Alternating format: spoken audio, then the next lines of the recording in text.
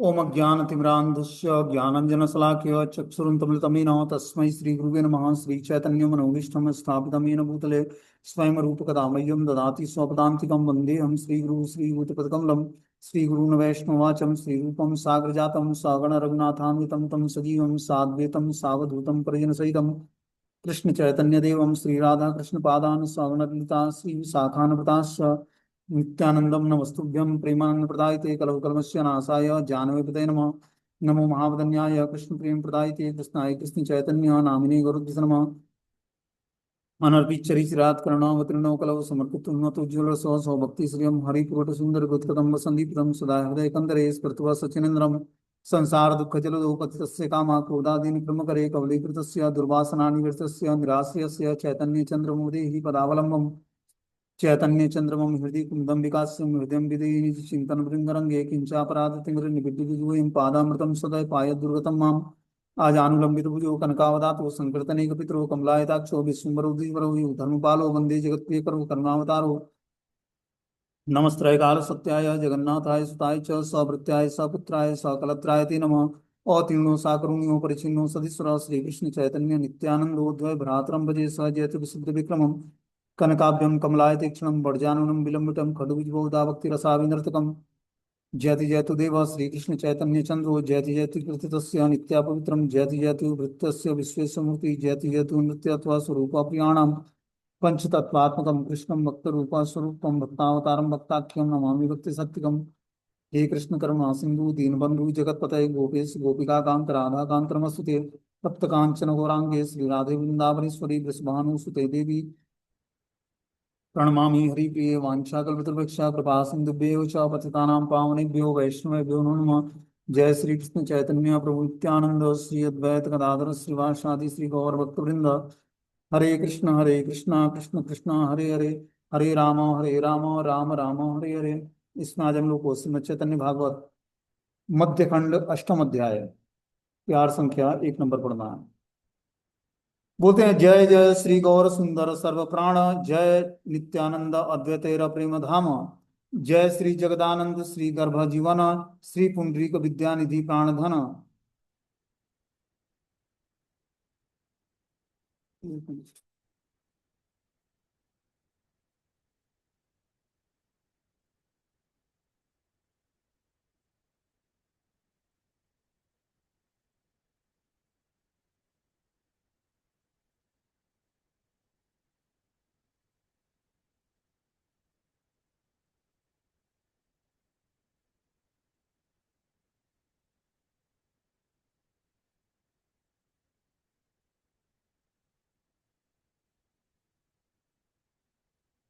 जय जगदीश गोपीनाथेश्वर जय हऊ यत गौरचंद्र अनुचर हे नमते नवदीप श्री गौरांग राय नित्यानंद संगे रंगे करय सदाय अद्वैत लय्या सर्व वैष्णव मंडल महानृत्य गीत करे कृष्ण कोलाहल।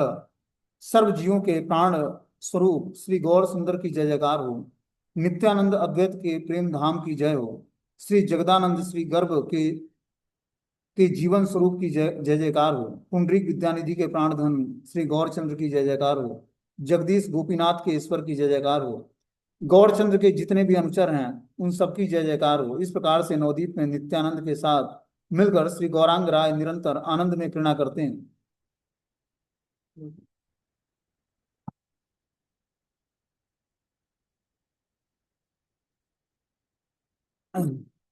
गौरचंद्र के जितने भी अनुचर हैं उन सबकी जय जयकार हो। इस प्रकार नवदीप में नित्यानंद के साथ मिलकर श्री गौरांग राय निरंतर आनंद में क्रीड़ा करते हैं और अद्वैताचार्य सारी वैष्णव मंडली को लेकर कृष्ण कोलाहल सहित महान नृत्य गीत करते हैं।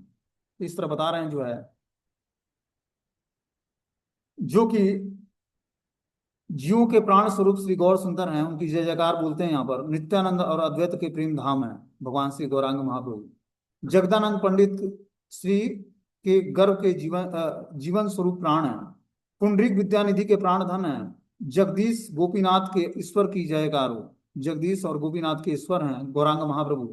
गौरचंद्र के जितने भी अनुचर हैं उन सबकी जय जयकार हो। इस प्रकार से नवदीप में नित्यानंद के साथ मिलकर श्री गौरांग राय निरंतर आनंद में क्रीड़ा करते और अद्वैताचार्य सारी वैष्णव मंडली को लेकर कृष्ण कोलाहल सहित महान नृत्य गीत करते। नित्यानंद रहिलेन शिवासीर घरे निरंतर बाल्य भावे आर नाही स्फुरे आपने तुलिया हाथे भात नाही खाय पुत्र प्राय करी अन्न मालिनी योग्याय नित्यानंद अनुभाव जाने पतिव्रता नित्यानंद सेवा करे एन पुत्र माता। श्रीवास के घर में नित्यानंद ठहरे हुए हैं। निरंतर बाल्य भाव में स्थिर होने के कारण दूसरा कोई भाव उनमें दिखाई ही नहीं देता है। वे अपने हाथों से उठाकर अन्न भी नहीं खाते हैं, अपितु उन्हें पुत्र तुल्य समझकर मालिनी ही अन्न खिलाया करती है। नित्यानंद के भाव को पतिव्रता मालिनी जानती थी, इसलिए माता जैसे पुत्र का लालन पालन करती है वैसे ही वे नित्यानंद की सेवा किया करती थी। नित्यानंद प्रभु जो है 12 वर्ष के हुए तो उनको एक सन्यासी उनके घर पर आते हैं और उनके पिता हड़ाई पंडित से नित्यानंद प्रभु को मांगते हैं कि मैं इनको अपने साथ जो है तीर्थ यात्रा में ले जाऊंगा। उस समय उनकी एज 12 वर्ष थी नित्यानंद प्रभु की। 12 वर्ष की अवस्था में वो तीर्थ भ्रमण के लिए निकलते हैं। तीर्थ भ्रमण करते करते 20 साल पर वृंदावन आते हैं। वृंदावन में उनको पता लगता है कि भगवान श्री गौरांग महाप्रभु जो है नदिया में अपना प्रकाश लीला शुरू कर चुके हैं। अब वो क्या करते हैं, वृंदावन से अपनी लीला समेटते हैं नित्यानंद प्रभु और नदिया के लिए चले जाते हैं। नवद्वीप पहुंचकर वो महाप्रभु से मिलने का प्रयास करते हैं और महाप्रभु से मिलते हैं। उसके बाद संकीर्तन आंदोलन शुरू होता है, क्योंकि गौरांग महाप्रभु भी नित्यानंद प्रभु का वेट कर रहे थे कि कब नित्यानंद आएगा और मैं अपना दृढ़ता पूर्वक जो प्रकाश लीला है संकीर्तन यज्ञ का वो मैं शुरू करूंगा। इस प्रकार नित्यानंद और गौरांग महाप्रभु का मिलन होता है और वहां से जो है अब संकीर्तन यज्ञ शुरू होता है। पूरे विश्व में पूरे भारत में जो है महाप्रभु अब भ्रमण करके और नित्यानंद और हरिदास ठाकुर के माध्यम से पूरे बंगाल और उड़ीसा में हरि नाम का प्रचार करना महाप्रभु शुरू करते हैं। फिर दक्षिण भारत जाते हैं, वृंदावन आते हैं। इस तरह से महाप्रभु ने अब संकीर्तन आंदोलन का शुरुआत कर दिया। नित्यानंद प्रभु के उससे पहले शुरुआत कर दिया था, लेकिन नित्यानंद प्रभु के आने मात्र से प्रचार में दृढ़ता आ गई। ठीक है, आगे बता रहे हैं कि आपने तुलिया हाथे भात नाही खाया पुत्र प्राय करी अन्न मालिनी योग्याय नित्यानंद अनुभाव जाने पतिव्रता नित्यानंद सेवा करे एन पुत्र माता। शिवास के घर में नित्यानंद प्रभु ठहरे हुए थे। निरंतर बाल भाव में स्थिर होने के कारण दूसरा कोई भाव उनमें दिखाई ही नहीं देता था। तो अब 20 वर्ष की अवस्था में श्रीवास पंडित के घर में नित्यानंद प्रभु आके ठहर जाते हैं, क्योंकि रोज रोज रात्रि को श्रीवास पंडित के घर में महाप्रभु प्रकाश लीला करते, मतलब संकीर्तन करते। तो मालिनी देवी जो थी श्रीवास पंडित की माता पत्नी, नित्यानंद प्रभु वात्सल्य भाव में उनसे जुड़े हुए थे। कभी वो श्रीवास पंडित की पत्नी मालिनी देवी का आसन पान करते, कभी उनके हाथ से भोजन करते। मतलब वात्सल्य भाव में 20 वर्ष की अवस्था में नित्यानंद प्रभु मालिनी देवी को अपने माता के स्वरूप में देखते और उनका स्तन पान करते, उनके हाथों से भोजन करते।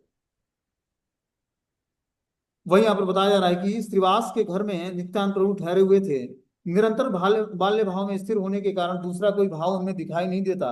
वे अपने हाथों से उठाकर अन्न भी नहीं खाते, अपितु उन्हें पुत्र तुल्य समझकर मालिनी ही अन्न खिलाया करती थी।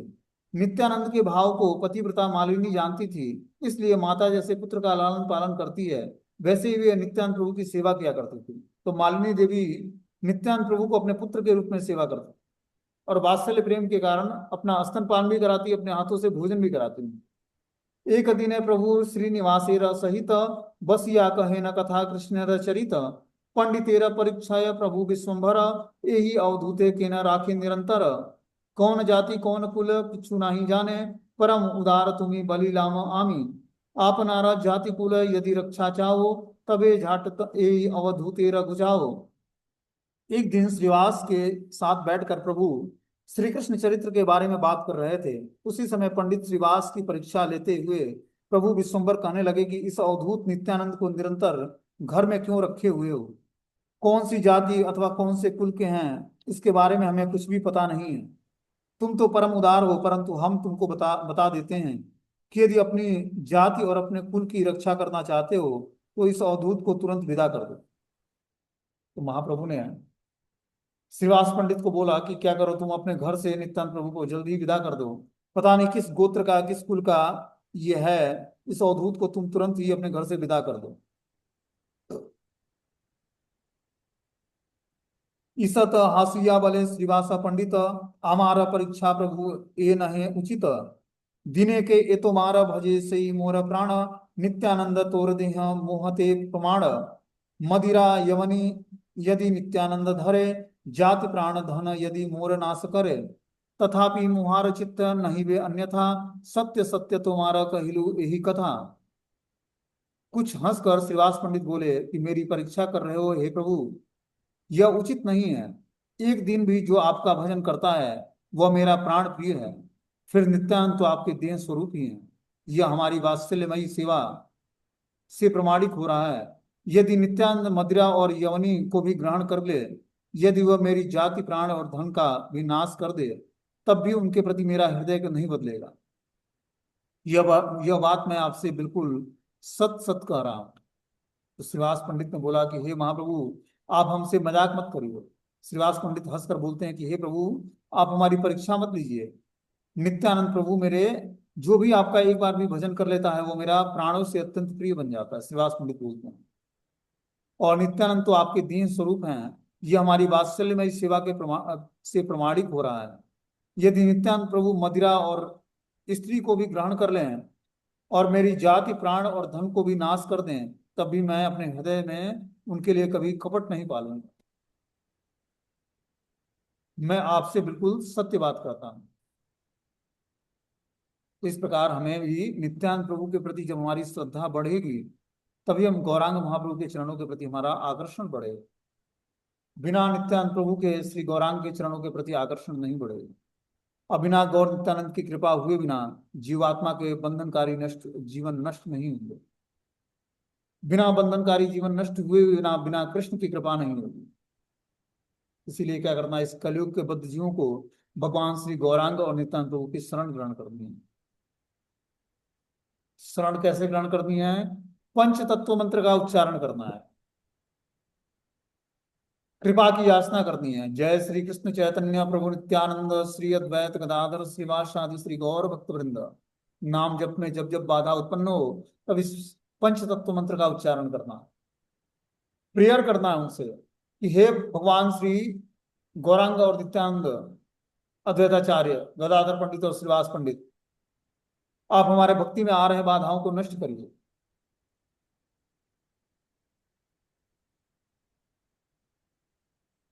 तब जाकर जो है पंच तत्वात्मकम कृष्णम भक्त रूप स्वरूपम भक्तावतारम भक्ताख्यम नमामि भक्ति सत्यगम। पंच तत्वात्मकम भक्त रूप स्वरूपम, भगवान भक्त रूपम स्वरूपम है चैतन्य महाप्रभु। पंच तत्वात्मकम कृष्णम भक्त रूप स्वरूपम, भक्त रूप में भगवान चैतन्य महाप्रभु, भक्त स्वरूप में नित्यानंद प्रभु, और पंच तत्वात्मकम कृष्णम भक्त रूप स्वरूपम भक्तावतारम भक्ताख्यम, भक्त अवतार श्री अद्वैताचार्य और भक्ताख्यम भगवान श्री गदाधर पंडित, जो कि स्वयं राधा रानी है। नमामि भक्ति शक्तिगम, भक्तों को शक्ति प्रदान करने वाले श्रीवास पंडित हैं, जो कि नारद मुनि के अवतार है। जब तक हम इस पंच तत्वों की को प्रणाम करके प्रार्थना करके इनके सामने रोकर की कृपा याचना नहीं करेंगे, तब तक भगवत नाम का जप नहीं होता। आलू बना रखे हैं। ठीक है ना? क्योंकि नाम जप करने की स्वीकृति ही ये पंच तत्व हमें प्रदान करते हैं, और कोई दूसरा जो है माध्यम नहीं है जो हम इस भौतिक संसार में, भगवान श्री हरि ये आध्यात्मिक साउंड वाइब्रेशंस है महामंत्र। भौतिक संसार में आध्यात्मिक साउंड वाइब्रेशंस को कैच करना, उसको जप करना, उसके वाइब्रेशंस को पकड़ना सुनना हम जैसे मूर्ख व्यक्तियों का कार्य नहीं है, हम लोग कर ही नहीं पाएंगे। आशा क्या है? मात्र कृपा की ही आशा है। किसकी कृपा? गुरु की कृपा, पंचतत्व की कृपा, छह गोस्वामियों की कृपा, आचार्य परंपरा की कृपा। इसीलिए क्या करना है? कृपा की याचना करनी। ये रास्ता ही कृपा सिद्ध प्रोसेस है हमारा भक्ति का। यहाँ पर जब तक हम रोकर भगवान से, गुरु से, वैष्णव आचार्यों से, पंच तत्वों से प्रेयर नहीं करेंगे, छह गोस्वामियों से, कुछ हाथ नहीं लगने वाला है। जीवन बीतता जाएगा और इतिहास समाप्त हो जाएगा जीवन का। इसीलिए उठने के साथ ही प्रेयर करो, सोने के साथ ही प्रेयर करो।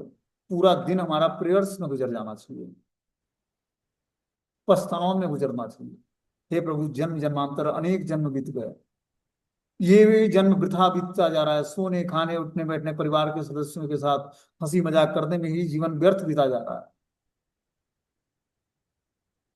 अनेक जन्मों से भटकते भटकते कहीं जो है साधु वैद्य मिल गया।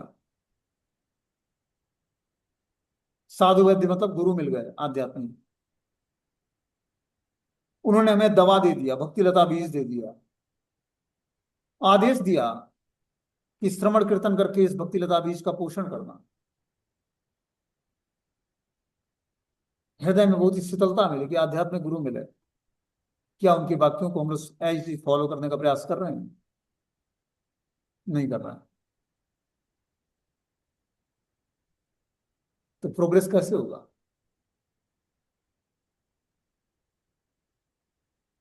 इसीलिए भगवान से प्रेयर करो। रेगुलर बेसिस जब हम प्रार्थनाएं करेंगे तो उनकी कृपा से हम नाम जप कर पाएंगे। पंच तत्व मंत्र का उच्चारण हमें लगभग उंगलियों पे काउंट करके 51 बार सुबह दोपहर शाम जप करना चाहिए, जब तक हमारा गायत्री मंत्र में दीक्षा नहीं होता है। ये पंच तत्व मंत्र जो है साक्षात गायत्री का ही स्वरूप है।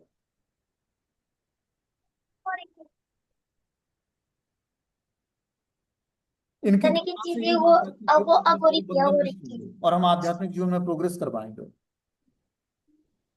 तो हमें क्या करना पड़ेगा? इस पंच तत्व मंत्रों का उच्चारण करना पड़ेगा और दृढ़ता पूर्वक इसका जाप करके पंच तत्व से कृपा की याचना करनी पड़ेगी, तभी हम आध्यात्मिक जीवन में नाम जप करने की हमें स्वीकृति मिलेगी, हमारी अवश्यता नष्ट होगी।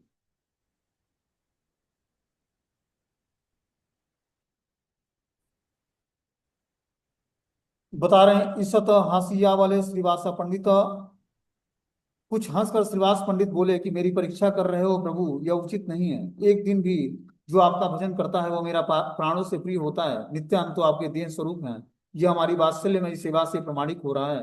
यदि नित्यानंद प्रभु मदिरा और यवन स्त्री को भी ग्रहण कर लें, यदि वो मेरी जाति प्राण और धन को भी नाश कर दें, तब भी मैं उनके प्रति हमारे हृदय में प्रेम कम नहीं होगा।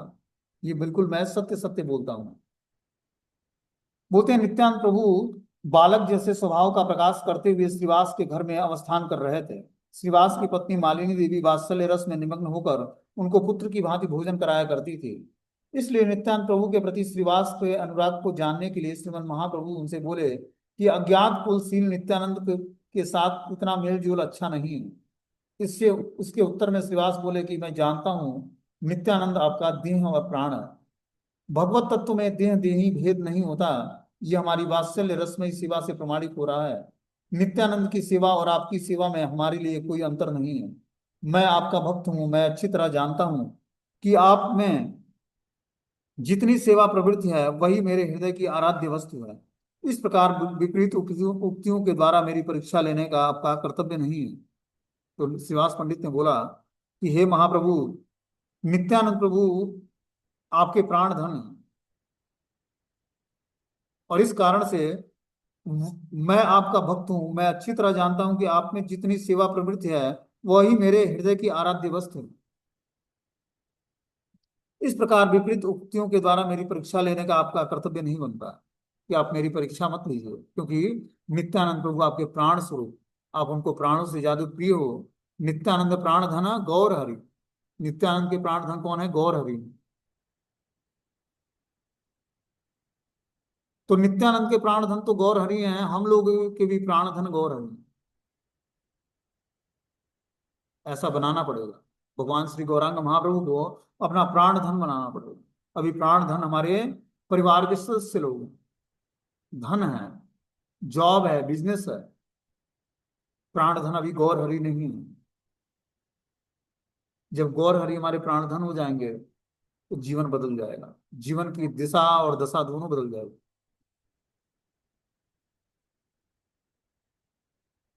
तब व्यक्ति बोल पाएगा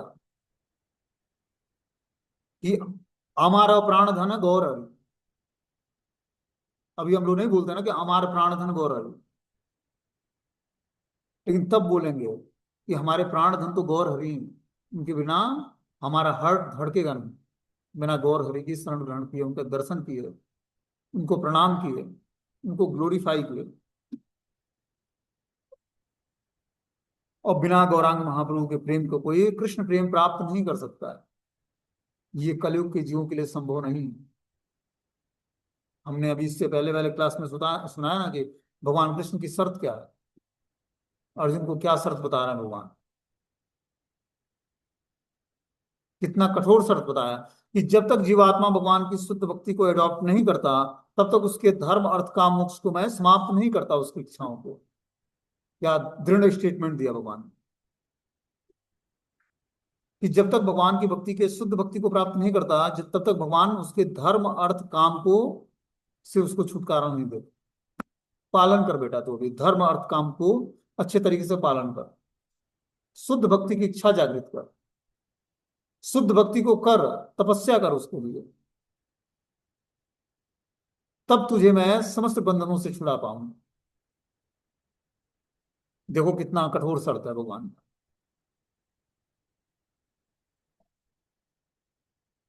धर्म छोड़ते हैं हम, डर लगता है। 10 दिन भक्ति करते हैं, 11वें दिन फिर से पकड़ लेते हैं उसको। ये भक्ति तो होती रहेगी, पहले पारिवारिक जीवन भी तो अपना ही है, और इतना जल्दी वो उस गठबंधन से निकलना इतना आसान नहीं है। जब साधु वैद्यों से सुनते सुनते जब हमारा हृदय की ग्रंथि फटेगी, तब कृष्ण भक्ति जगेगी। जब तक हृदय की ग्रंथि फटेगी नहीं, टूटेगी नहीं, तब तक हृदय की ग्रंथि जुड़ेगी नहीं भगवान से। कृष्ण भक्ति हृदय में जागृत नहीं है। और इतना आसानी से नहीं जागृत हो। हम देखते हैं बड़े बड़े महाभागवतों की, जिनको भगवान के दर्शन हो गए, गृहस्थ आश्रम में जाने के बाद भगवान को भूल गए। कि भगवान ने आशीर्वाद क्या दिया, प्रचेताओं की स्टोरी हमने सुनाई थी श्रीमद् भागवतम में। प्रचेताओं को भगवान श्री श्री शिव जी ने रुद्र मंत्र दिया और रुद्र गीत दिया। 10 भाई थे, 10ओं ने उस रुद्र मंत्र और रुद्र गीत का पाठ किया भगवान श्री नारायण की प्रसन्नता के लिए। भगवान नारायण प्रसन्न होकर दर्शन देते हैं और आशीर्वाद देते हैं कि जाकर आप लोग गृहस्थ जीवन का भोग करो, एक स्त्री से विवाह करो, 10 व्यक्ति एक स्त्री धारण करो, और 10 एक ही स्त्री से विवाह करके गृहस्थ आश्रम का की सुविधाओं को जानो, और जीवन के अंत में वानप्रस्थ लेकर और हमारे रास्ते पर निकलकर अध्यात्म के रास्ते पर सफलता प्राप्त करो, और अंत में हमारे धाम को प्राप्त करोगे। क्या होता है, धीरे धीरे एक पत्नी 10 पुरुषों के बीच में एक स्त्री, और उसके बाद भी भगवान को भूल गए। देखो कितना कठोर है रास्ता। गृहस्थ आश्रम कैसा फंसाऊं आश्रम है कि 10 पुरुषों के बीच में एक स्त्री, और उस ऐसी आसक्ति उससे कि 10 की एक पत्नी है। भगवान की भक्ति में एक जोर में, लेकिन वो भूल गए कि भगवान ने हमें वचन क्या दिया था, आशीर्वाद क्या दिया। फिर नारद मुनि को आना पड़ा प्रचेताओं को समझाने के लिए कि तुम लोग जीवन के शुरुआत में भगवान शिव से मंत्र प्राप्त करके भगवान श्री नारायण की भक्ति किया था तुम लोगों ने।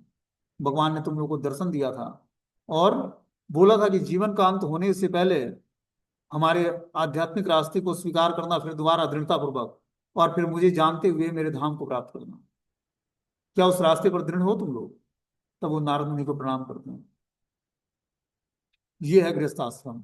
जिस व्यक्ति को भगवान के दर्शन, भगवान से आशीर्वाद और भगवान शिव जैसे परम परम वैष्णव से मंत्र दीक्षा प्राप्त है, उस भक्त की ये स्थिति है।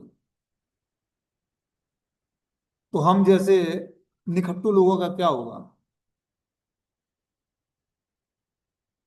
खुद हम सोच सकते हैं।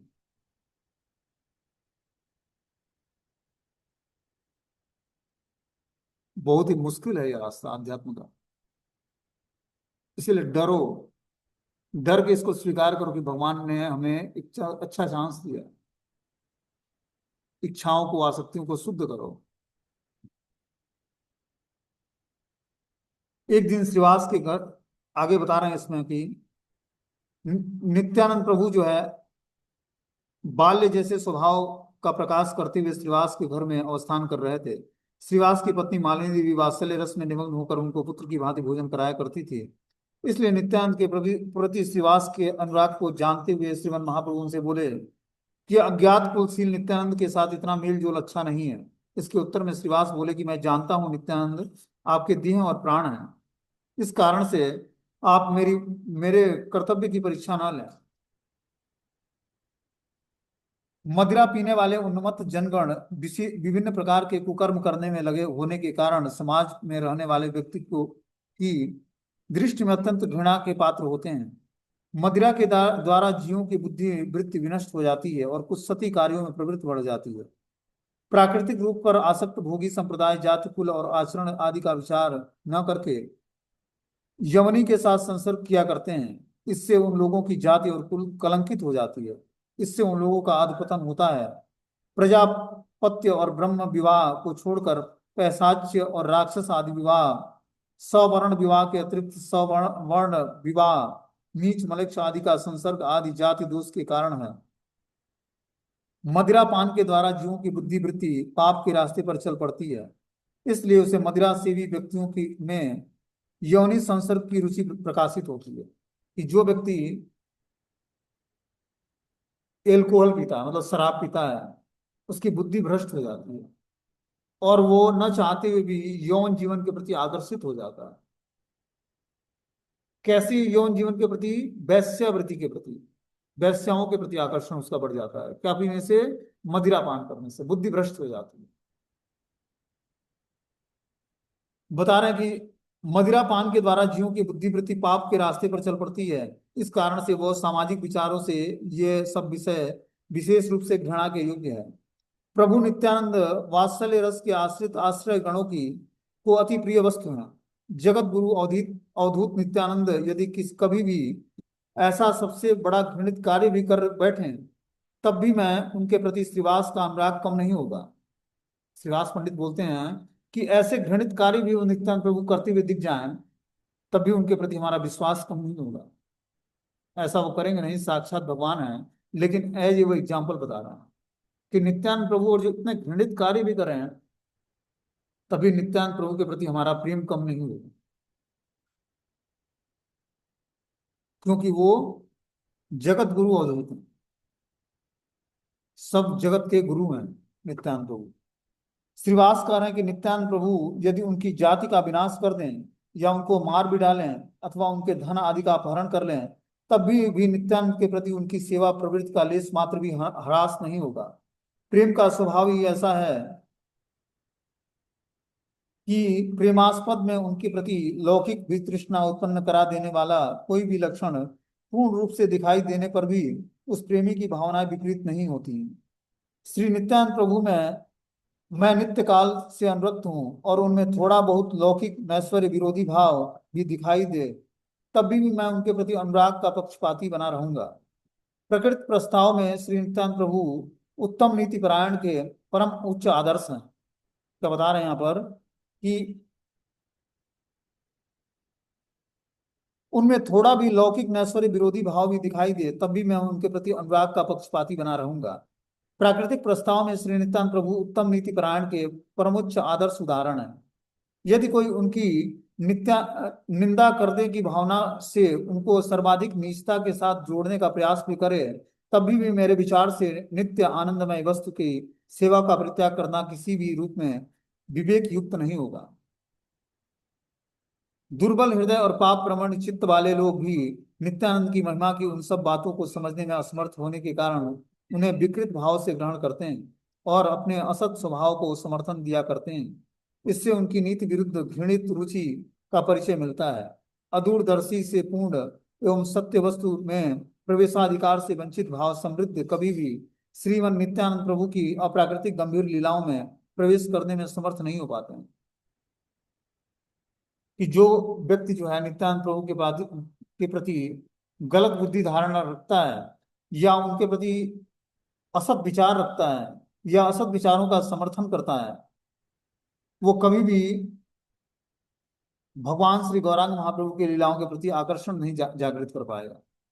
पापियों की बुद्धि को उलट देने वाला कृष्ण की लीलाओं अथवा बाह्य विचार से उनकी लामपट्टी जैसी लीलाएं अधम रुचि विशिष्ट लोगों के लिए अधिक अमंगल उत्पन्न करा देता है। परंतु जड़ वासना रहित भगवान भगवत सेवा प्राण व्यक्ति की परम श्रेष्ठता का प्रदर्शन कराने के लिए जिन सब नित्य लीलाओं का विस्तार हुआ है, उनमें जीवों के स्वभाव में स्थिर नित्य सेवा प्रवृत्ति का उन्मेषण होता है। बोलते हैं कृष्णदास कविराज गोस्वामी प्रभु के भ्राता श्री चैतन्य देव में साधारण अनुराग विशिष्ट है, फिर भी प्रभु श्री नित्यानंद के लोकातीत प्रेम को समझने में असमर्थ होने के कारण उन्होंने अपने सर्वनाश का आह्वान किया है।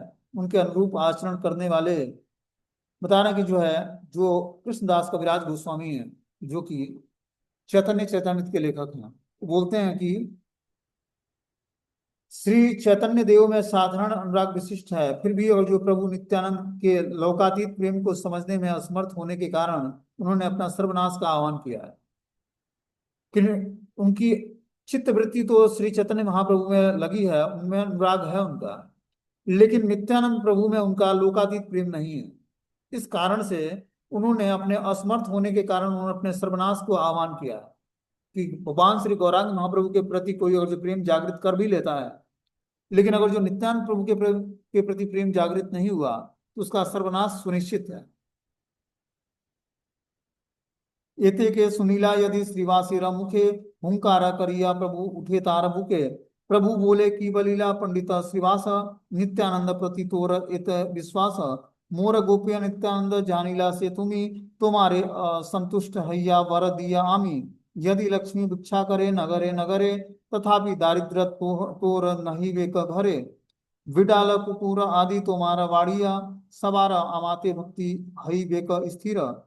नित्यानंद समर्पिलो आमी तोमा स्थान सर्वमते सर्व संवरण करीबा अपन। श्रीवास के मुख से इतना सुनते सुनते ही हुंकार करते हुए प्रभु उसकी छाती पर सवार हो गए। प्रभु बोले, यह तुमने क्या कहा श्रीवास? नित्यानंद के प्रति तुम्हारा इतना विश्वास है। मेरे गुप्त नित्यानंद को तुमने जान लिया है। मैं संतुष्ट होकर तुम्हें वर देता हूँ कि भले ही लक्ष्मी को नगर नगर घूम करके भिक्षा करनी पड़े, तब भी तुम्हारे घर में दरिद्रता कभी नहीं आई। क्या बोला नित्यानंद प्रभु को, श्रीवास पंडित को भगवान श्री चैतन्य महाप्रभु ने? जब ये बात उन्होंने नित्यानंद प्रभु का ग्लोरिफिकेशन श्रीवास पंडित के मुख से सुना तो चैतन्य महाप्रभु हुंकार करते हुए श्रीवास के छाती पर सवार हो जाते हैं। बोलते हैं प्रभु बोले कि यह तुमने क्या बोल दिया श्रीवास पंडित? नित्यानंद के प्रभु के प्रति तुम्हारा यह विश्वास है। मेरे गुप्त नित्यानंद प्रभु को तुमने जान लिया है। मैं संतुष्ट होकर तुम्हें वर देता हूँ, भले ही लक्ष्मी को नगर नगर घूमकर भिक्षाटन करना पड़े, तब भी तुम्हारे घर में दरिद्रता कभी नहीं आएगी। तुम्हारे घर के कुत्ते बिल्ली आदि में भी मेरे प्रति निश्चित रूप से दृढ़ भक्ति ही जागृत होगी। मैंने नित्यानंद को तुम्हारे हाथों में सौंप दिया है, तुम सर्वतोभावेन से उनकी सेवा में लगे रहो। इस तरह से महाप्रभु ने उनको आशीर्वाद दिया। क्या आशीर्वाद दिया? कि अगर जो लक्ष्मी को भी भिक्षाटन करना पड़े तब भी वो भिक्षाटन करेंगी, लेकिन तुम्हारे घर में कभी भी धन की कमी नहीं होगी। और तुम्हारे घर के जो है कुत्ते बिल्ली भी जो हैं वो भी हमारे भक्त बनेंगे। नित्यानंद प्रभु सर्वतोभावेन से मेरी रक्षणीय वस्तु हैं। इस रहस्य को हे श्रीवास तुम ही समझ गए हो। इसे जानकर मेरे आनंद की सीमा नहीं रही है। सर्वेश्वर के अधिपति भगवान नारायण के वक्षस्थल पर स्थित श्री लक्ष्मी देवी अथवा धन की अधिष्ठात्री लक्ष्मी ऐश्वर्य से विच्युत होकर यदि दरिद्रता के कारण द्वार द्वार भिक्षा भी करने लगे, तब भी नारायणी के प्रभाव से तुम्हारे यहाँ कभी भी किसी वस्तु के अभाव की स्थिति नहीं रहेगी। भगवत भक्ति की विचारधारा तुमने जिस प्रकार से प्रस्फुटित हुआ है, उसके कारण अभक्त गणों के को यहाँ जो पार्थिव अभाव की चिंता दिखाई देती है, वह तुमने अवस्थान नहीं कर पाएगी। इसीलिए धन धान्य से लक्ष्मी मत कर देने के अधिकारिणी साक्षात लक्ष्मी देवी के लिए भी यदि किसी दिन अभाव उपस्थित हो जाए, तब भी तुमको अभाव नहीं होगा। भगवान के प्रति तुम्हारा इस प्रकार की सेवा प्रवृत्ति है कि तुम्हारी अथवा तुम्हारे भाई रिश्तेदारों की बात तो दूर, तुम्हारे घर के पाले पोसे कुत्ते बिल्ली जीव कुल को भी मुझ में अचल भक्ति प्राप्त होगी।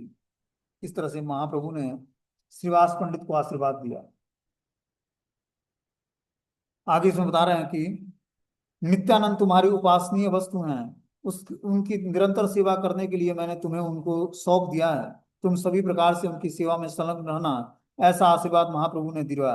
श्रीवास आदि शुद्ध भक्तों की संधिनी शक्ति में अधिष्ठित भगवत विग्रह की मर्यादामयी सेवा विशेष रूप से प्रशंसा के योग्य है। श्री गौर सुंदर की लीला में 5 प्रकार के रसों से युक्त श्री राधा गोविंद मिलित तनु श्रीमन महाप्रभु की सेवा की जाती है। श्री गदाधर, श्री जगदानंद, श्री दामोदर स्वरूप आदि शक्ति वर्ग में श्री गौर सुंदर की राधा भाव विभावित चेष्टा मधुर रस की लीलाओं के उपकरण के रूप में अभिव्यक्त हुई है। परंतु यह कहकर कृष्ण की लीला को स्तब्ध करके उनकी अवतारी लीलाओं में मधुर भावनाओं की कल्पना करना रसाभास दोष से दूषित होता है। श्रीवास आदि का वात्सल्य युक्त दास्य रस शुद्ध भक्ति का आदर्श है। यह नित्यानंद अनुराग जनगणों की आराध्य वस्तु है। श्री रूप गोस्वामी प्रवृत्त के अनुज्ञ संप्रदाय में श्री गदाधर प्रमुख शक्ति तत्व की आराधना परिपूर्ण रूप से दिखाई देती है। तो बता रहे हैं जो है, जो श्रीवास पंडित हैं वह वात्सल्य युक्त होकर दास्य भाव में शुद्ध भक्ति का आदर्श प्रस्तुत करते हैं। वह नित्यानंद अनुराग जनगणों की आराधना आराध्य वस्तु है। जो नित्यानंद प्रभु के प्रति अनुराग रखने वाले भक्त लोग हैं उनके श्रीवास पंडित भी आराध्य वस्तु हैं। श्री रूप गोस्वामी प्रवृत्ति के अनुसार गदाधर पंडित प्रमुख शक्ति तत्व की आराधना परिपूर्ण रूप से दिखाई देती है कि रूप गोस्वामी ने श्री गदाधर पंडित की भक्ति शक्ति तत्व के रूप में किया, मतलब राधा रानी के भाव में किया। इस प्रकार से हमें ये पंच तत्वों को स्वीकार करना चाहिए। आगे जो है 23वां प्यार है उसको हम लोग कल सुनेंगे। हरे कृष्ण। तो मैं कुछ